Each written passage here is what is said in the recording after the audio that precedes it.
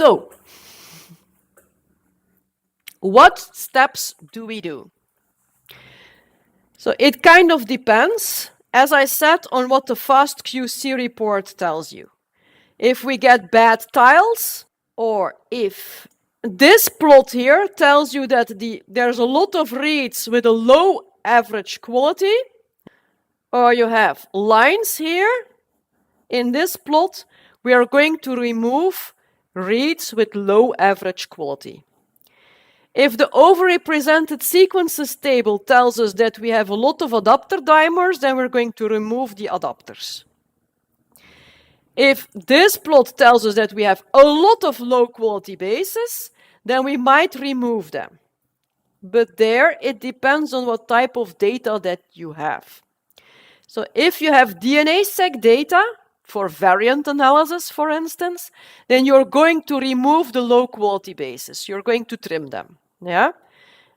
Because your mapper will not be able to handle them and will see them as mismatches in your alignments. And mapping in case of variant analysis is really important. So for DNA-seq reads, especially when it's for variant analysis, you're going to remove the low quality bases. When it's RNA data, you're typically not going to remove them because the mappers for RNA-seq data are smart and they will ignore mismatches in the alignments that are at the ends of the reads. And this behavior has a name, it's called soft clipping. It's kind of explained here on the next slide.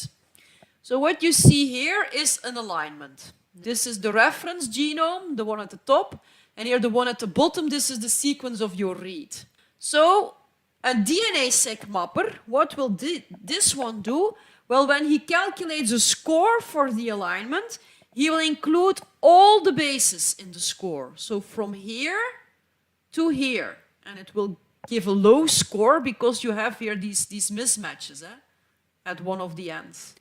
An RNA-seq mapper, when he calculates the score for this alignment, he will ignore the mismatches at the ends of your reads. So he'll not look at this. He will just score this part, the part that does match. So an RNA-seq mapper will give a much higher score to this read. As a result, removing low-quality bases, trimming low-quality bases from your reads is important when you're going to use a DNA-seq mapper, but it's not important when you're going to use an RNA-seq mapper because they can do the soft clipping, so they will ignore the mismatches at the ends anyway. With respect to this step, so trimming low-quality bases from the ends of your reads, how does it work? Well, you have to tell the tool which end you want to trim, 5', 3', or both, and you have to give the tool a threshold. What is the minimum quality score that you want to keep? So if you put a threshold at 20, for instance, then in this case, he's going to remove these 3 bases. And here, in this case, he's going to remove these 2. So you need to tell him which end to trim, and you need to give a threshold, which is the minimum quality score that you want to keep. So what do you choose there? Well, it depends. You have statisticians and bioinformaticians that are very strict, and they go for 20.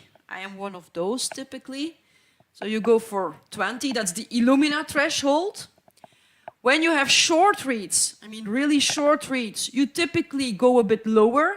Yeah, because you don't want to make them too short, because if the reads are too short, then they will mop everywhere. So if you have short reads, you can set the threshold to 10. That's still 90% confidence. That's still very confident. And then the bare minimum is 3. You also have people who go for that. And this is related to the fact that if the base caller doesn't know which probability to use, automatically he will then take the default of 2. Now, most people, they go for either for 10 or 20. So, and filtering low-quality reads is quite easy.